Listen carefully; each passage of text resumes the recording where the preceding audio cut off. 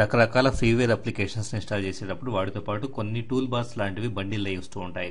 So మనం గమనించకుండా next కొట్టుకుంటా పోవడం వల్ల మనం ఆ టూల్ బార్స్ను కూడా మనకు తెలియకుండా ఇన్స్టాల్ చేస్తుంటాం. ఫర్ ఎగ్జాంపుల్ ఇక్కడ జావానే తీసుకుంటే కనుక Java run time environment install అనే బటన్ ప్రెస్ చేస్తే అది డౌన్లోడింగ్ పూర్తయిన తర్వాత ఇక్కడ చూడండి జావా సెటప్ అనే దాంట్లో install the ask tool bar in Google chrome అని చెప్పేసి బై డిఫాల్ట్ టిక్ పెట్టుబడి ఉంది.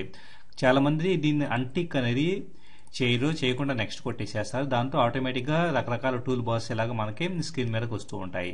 సో ఇక్కడ నుంచి ఇలాగ మాన్యువల్గా ప్రతిదాన్ని అన్టిక్ చేసుకోవాల్సిన పని లేకుండా ఒక చిన్న అప్లికేషన్ మీకు పరిచయం చేయబోతూ ఉన్నాను.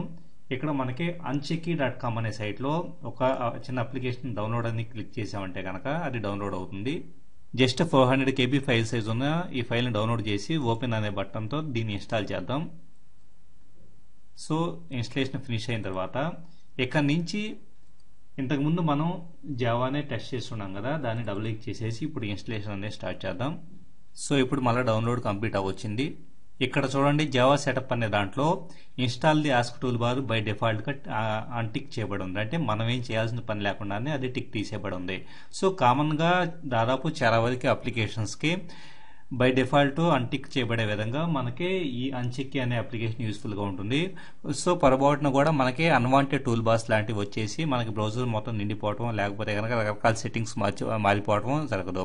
Thank you very much for watching this video. ఈ వీడియో కనుక మీరు నచ్చితే మీ ఫ్రెండ్స్ కూడా షేర్ చేయగలరు. ఇలాంటి మరిన్ని టెక్నికల్ వీడియోస్ కోసం computer.co.in అనే సైట్ని విజిట్ చేయగలరు.